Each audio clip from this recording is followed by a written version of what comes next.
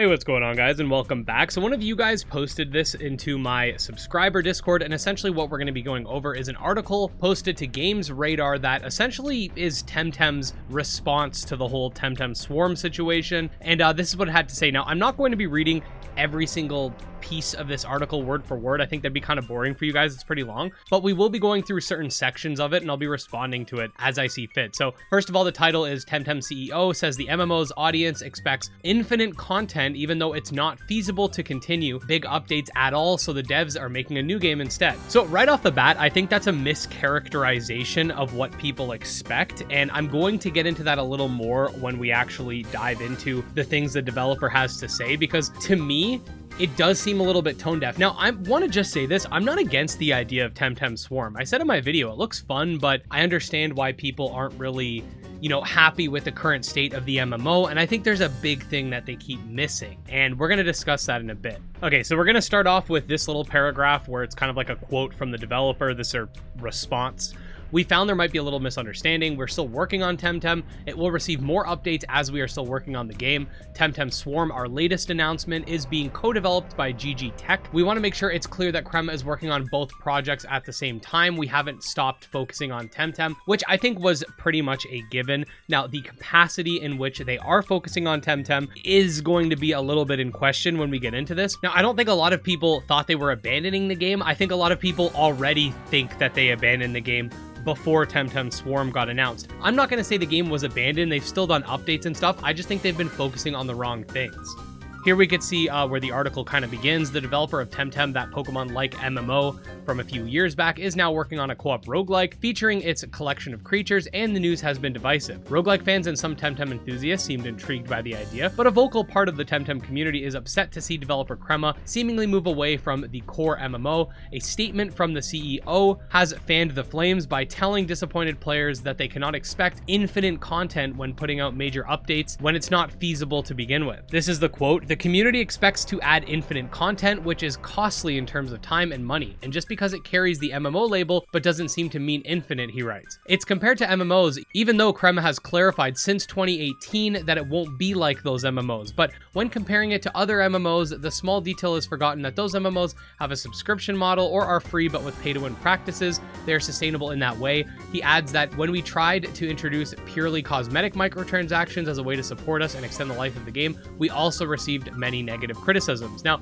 there's a couple things I want to address here. Number one, just because you clarify in a Discord post or on Reddit or even somewhere in your Kickstarter campaign that the game's not going to be like other MMOs, this wasn't a major part of your marketing. You can't expect people to search for these things and dig through every little thing in order to find this. I've seen so many times where people have told me, well, the devs have made a comment on this, and I'll say where, and they'll be like, oh, it was in their Discord a few years ago in the general chat. And it's like, that's not an official statement.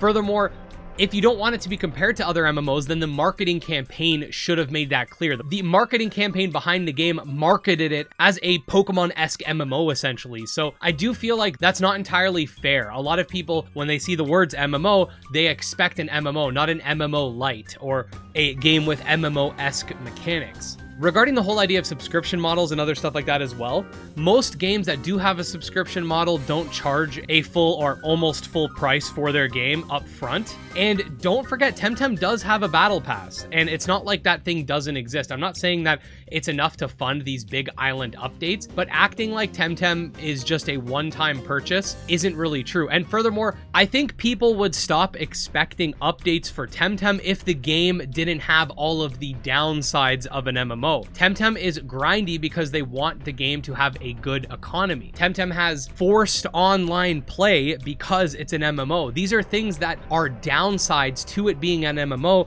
and the upsides are essentially just being able to see other people in the world and chat with them, which are things that could just be achieved through co-op play or even an option to be online or not online. They're going to talk a little bit about DLC in a minute, so I'm going to read that first and then come back to this point, because I think there is a major thing that people are missing when it comes to this whole update situation. Here the article says, the thrust of the argument seems to be that Temtem shouldn't be treated like a normal MMO, but rather a standard single-player game that you can also enjoy in a massively multiplayer space. But I don't agree with this, because if it was a game that should be treated like a single player game, which I say if you're going to go into Temtem, that's how you should play it. But what I will say is then give us the option to play offline and make the game have less grind associated with getting Pansuns and all these other aspects to it if it's not supposed to be like an MMO. Putting a point on it, the dev describes Temtem as a game that gives you a minimum of 50 hours of adventure and another 50 hours of side quests and different features that are not part of the adventure. In total, around 100 hours of gameplay just for a complete game that is not in early access, and there are things that are still being added to it. Now,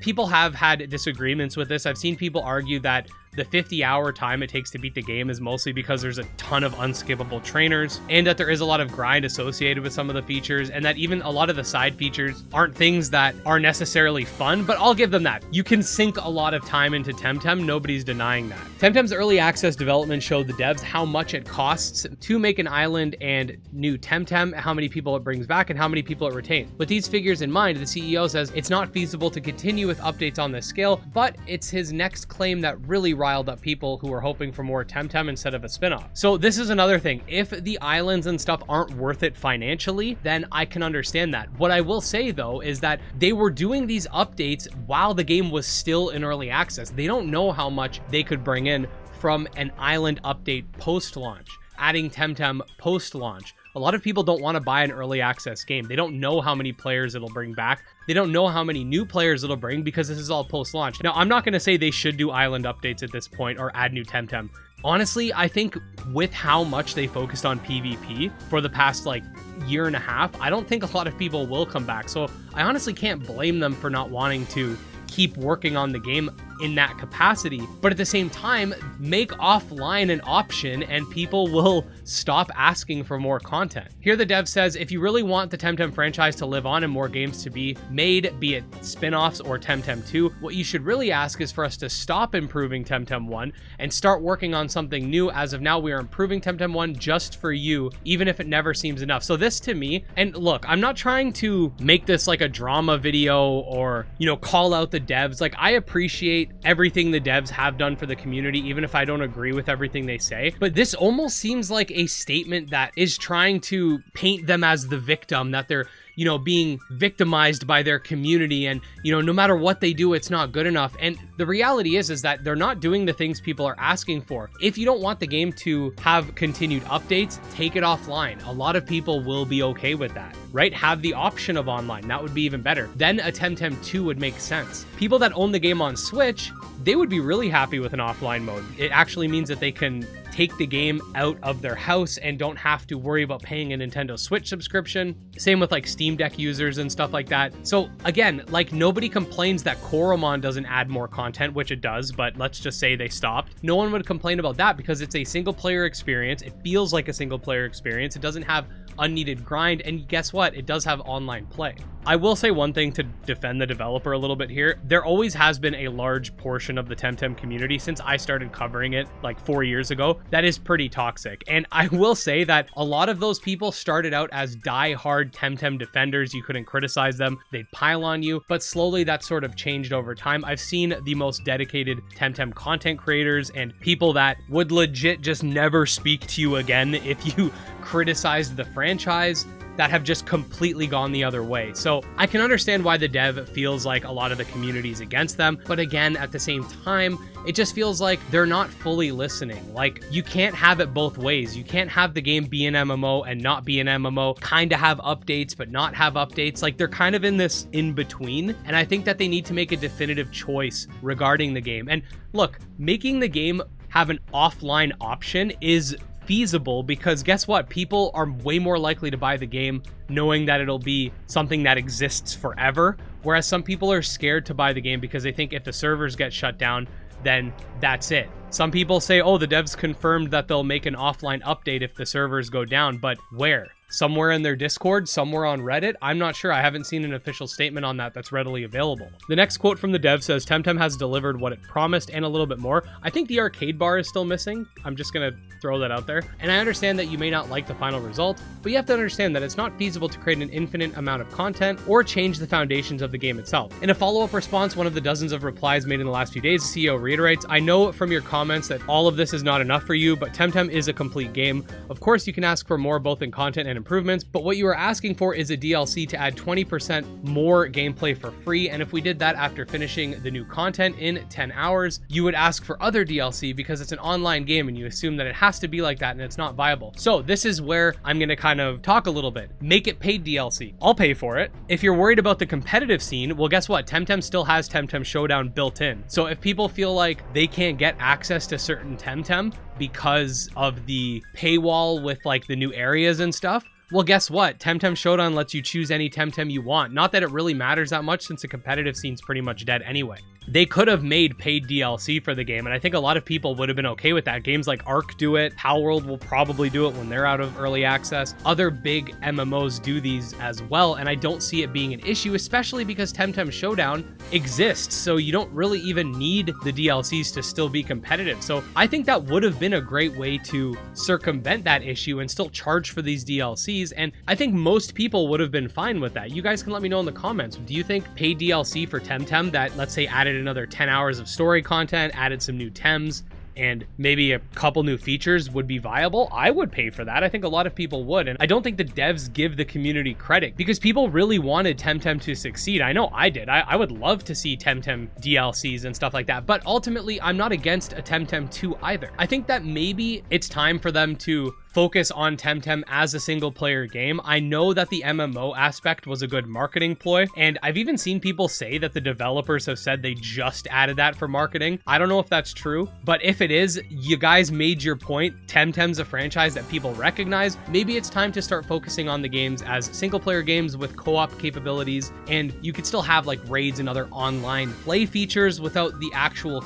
need for a constant internet connection. Now, I know this is a bit of a longer video, but I wanted to go over this stuff because I just feel like this interview with the developer kind of shows that they're kind of listening, but not really. Like, nobody's addressing how people want an offline mode. Nobody's addressing how they could do paid DLC. Nobody's addressing how DLC in general wouldn't make the game pay to win because of Showdown. Nobody's addressing a lot of these things. And on top of all of this, if it really is not viable for them to make DLC because maybe it's just not worth it, then yeah, start working on Temtem 2, but you still got to make the first one go offline. Are you just going to drop the servers once Temtem 2 launches, then have Temtem 2 be online? I don't see the point in doing that when it's clear that the MMO aspect of the game is what's holding it back. Again, this is my opinion. Drop the online, focus on having a really fun and engaging single player story, axe a lot of the grinding because there's no big economy to worry about, and still have online functionality like co-op, trading, PvP, and all that stuff. And Temtem 2 could be insane. If they really wanted to get crazy, they could even introduce their own form of transferring. I think a lot of people would be really happy about that. Now, all that being said, with regards to Temtem Swarm, I don't think people should like review bomb it when it comes out or anything. It's not my typical type of game, but I'm still gonna try it and see if it's any good. I want the Temtem franchise to succeed, but I do think that the developers and the community gotta kind of meet each other on a reasonable front. Yeah, expecting them to put out full island DLCs for free, that's pushing it. I understand why they don't want to do that, but then on the dev side, not even talking or discussing about a paid option and thinking about the nuances of how to make sure the game's not pay to win is also something that they're not doing. So I think the developers need to have an honest conversation with the community. I don't know if it should be like an AMA or whatever, but I think there needs to be some sort of direct line of communication, and they need to get a lot more involved with the community and get a clearer picture of what people are asking for and see what makes sense. I think that this spin-off game could be fun, and I hope that it is, and I hope that Temtem 2 does become a thing and they kind of focus on the single player side of things, but only time will tell. And I think this video is getting a little ranty. So let me know what you guys think down below. Do you agree with the developer's statements, or do you think that they're missing out on some potential options here? Because I definitely do think that there are certain things that the community's been asking for that are never mentioned. So let me know what you think down below. And if you do want to stay up to date on future Temtem stuff or just a monster taming fan, definitely subscribe to the channel because I put out new videos every single day. And just wanted to say special thanks to the patrons and supporters, especially Jim Hamilton, Ghost, Candy Marunzi, Tragsoft, and Nemo, and we'll see you next time. Peace.